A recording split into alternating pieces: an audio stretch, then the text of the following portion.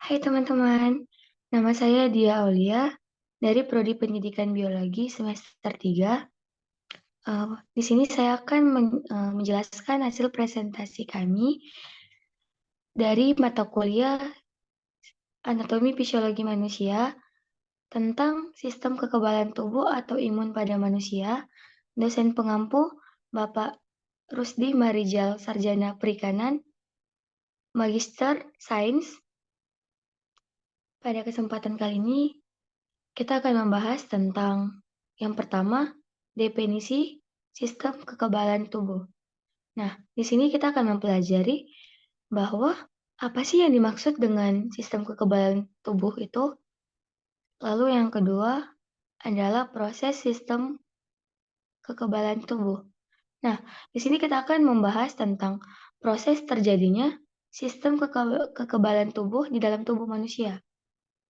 Yang ketiga, kita akan mempelajari faktor yang mempengaruhi sistem kekebalan tubuh, di mana faktor-faktor apa saja yang menyebabkan sistem kekebalan tubuh kita itu menurun, tidak stabil, dan akan rentan terserang penyakit. Yang keempat, cara meningkatkan sistem kekebalan tubuh. Nah, di sini kita akan mempelajari tentang bagaimana cara meningkatkan sistem kekebalan tubuh kita itu biar tidak turun, tetap stabil, dan akan lebih memperkuat daya tahan tubuh kita.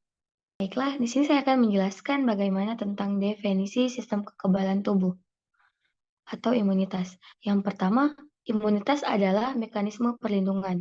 Nah, di mana tanpa kita sadari tubuh imunitas di dalam tubuh kita itu adalah sebagai pelindung. Nah, di mana sistem kekebalan tubuh kita itu harus stabil agar tidak rentan dengan segala penyakit yang disebabkan oleh bakteri, virus, kuman, dan lain-lain. Yang kedua, sistem imunitas pada tubuh merupakan respon pertahanan.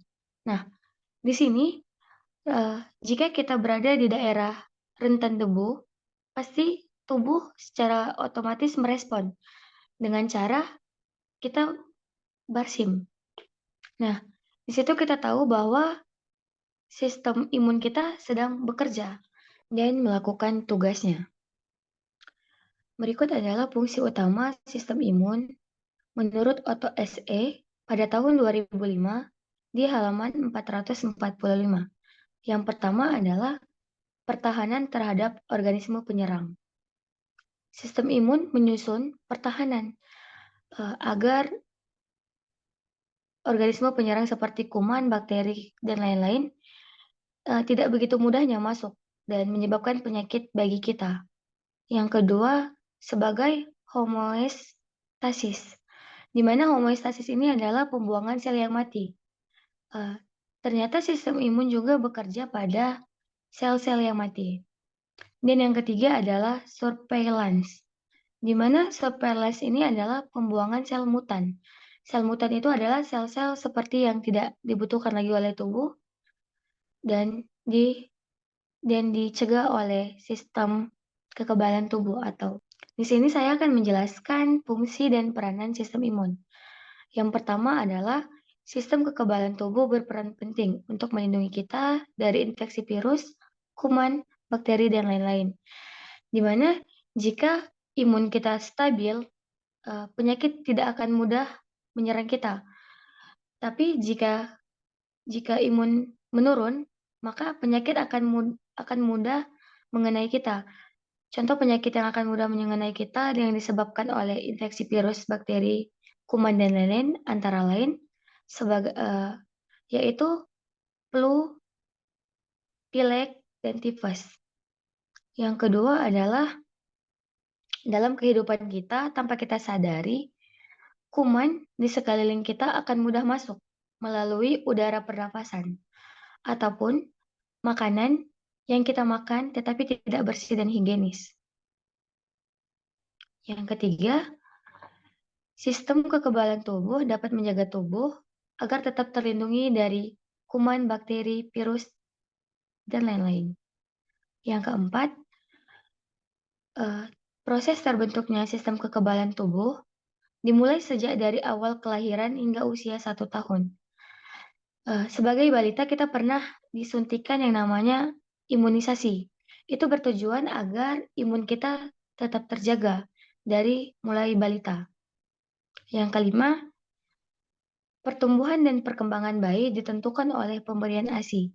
Jadi di sini, bayi yang diberi ASI, sistem imunitasnya lebih kebal, lebih kuat daripada bayi yang tidak. Di sini saya akan menjelaskan tentang proses sistem kekebalan tubuh.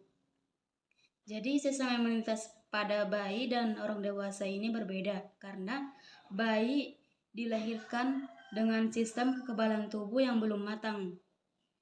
Sistem imunitas pada bayi dan anak-anak ini masih belajar mengenali dan melindungi kuman yang masuk pada tubuhnya, sedangkan sistem imunitas pada orang dewasa ini sudah mengenali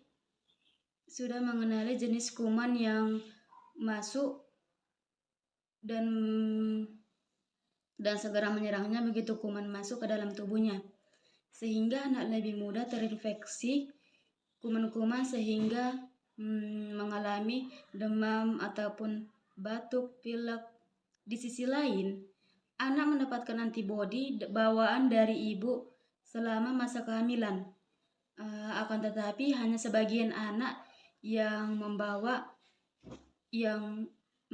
antibodi ibu yang didapatkan anak. Jadi, tidak perlu khawatir, sistem imunitas pada anak ini masih dapat berkembang. Ini saya akan menjelaskan tentang faktor yang mempengaruhi sistem kekebalan tubuh. Pengalaman bayi di dalam kandungan, baik atau tidaknya sistem imunitas bayi bisa diprediksi sejak ia berada di dalam kandungan. Pada saat bayi lahir, masih ada sebagian sistem imunitas ibu yang masuk ke dalam tubuh si kecil sejak anak masih menjadi janin di dalam kandungannya. Contohnya, apabila ibu pernah terkena campak, maka sistem imun akan memiliki sel yang mengingatkan pertahanan terhadap campak dan akan diberikan pada bayi. Oleh sebab itu, bayi masih terlindung terhadap campak sampai ia berusia 9 bulan dan vaksin campak baru bisa diberikan pada anak berusia 9 bulan. Cara bayi dilahirkan. Cara ibu melahirkan juga mempengaruhi imunitas yang dimiliki oleh bayi. Umumnya, bayi yang dilahirkan dalam keadaan normal akan memiliki sistem kekebalan tubuh lebih baik daripada anak yang lahir secara sesar. Perkembangan mikrobiota pada bayi yang terlahir sesar tidak akan optimal, sehingga tidak memperoleh kekebalan alami lewat jalan lahir dari ibu. Jadi, kalau lahir secara normal lewat vaginal itu akan terjadi mikrobiota atau prebiotik secara si anak akan lebih optimal sehingga risiko alergi akan lebih rendah. Pemberian ASI. Pemberian ASI pada bayi juga berperan dalam sistem imunitas tubuhnya. ASI berperan penting dalam perkembangan bayi karena mengandung bayi sel untuk sistem kekebalan tubuh.